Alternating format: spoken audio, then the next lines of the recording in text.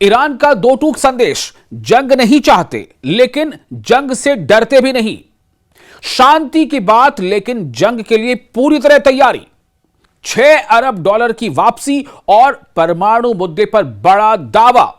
आप देख रहे हैं न्यूज़ 18 का सोशल मीडिया प्लेटफॉर्म। मैं हूं विशाल आजम।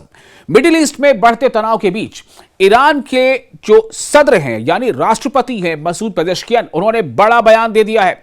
उन्होंने कहा है कि जंग किसी के हित में नहीं है, यानी जंग से किसी का भला नहीं होता, लेकिन अगर लड़ाई लंबी चलती है तो ईरान पीछे हटने वाला नहीं है।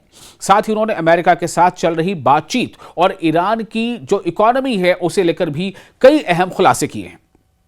ईरान के प्रेसिडेंट मसूद पेजेश्कियान ने साफ कहा है कि जंग का जारी रहना किसी भी के पक्ष में नहीं है, किसी के पक्ष में नहीं है, यह फायदेमंद नहीं है। उनका कहना है कि शांति ही सबसे बेहतर रास्ता है।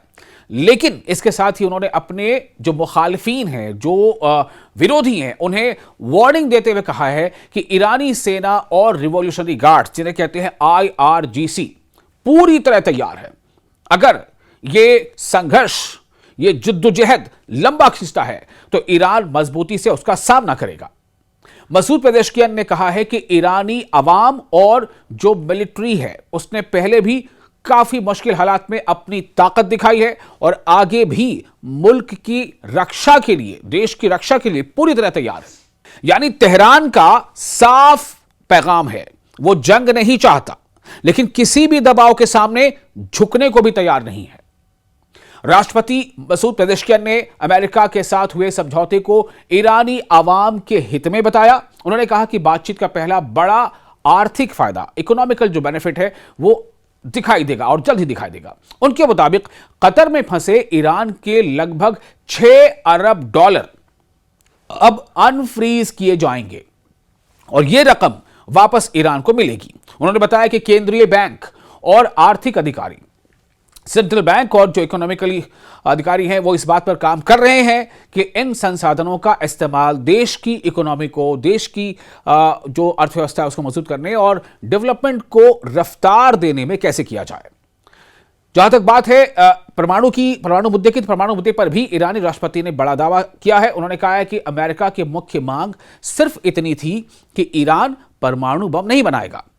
मसूद पेजेश्कियान के मुताबिक यह कोई नई बात नहीं है, क्योंकि ईरान पहले से ही कहता रहा है कि उसका परमाणु हथियार बनाने का कोई इरादा नहीं है। इसी पुराने रुख को लिखित रूप में देकर समझौते पर दस्तखत किए गए हैं। हालांकि उन्होंने यह भी दोहराया कि ईरान यूरेनियम संवर्धन यानी कि एनरिचमेंट के अपने हक से कभी पीछे नहीं हटेगा। उनका दावा है कि बातचीत में दूसरी तरफ को भी इस हकीकत को मानना पड़ा है। तो एक तरफ ईरान शांति और बातचीत की बात कर रहा है, वहीं दूसरी तरफ वो ये भी जता रहा है कि सुरक्षा और रणनीतिक हितों पर कोई समझौता नहीं होगा।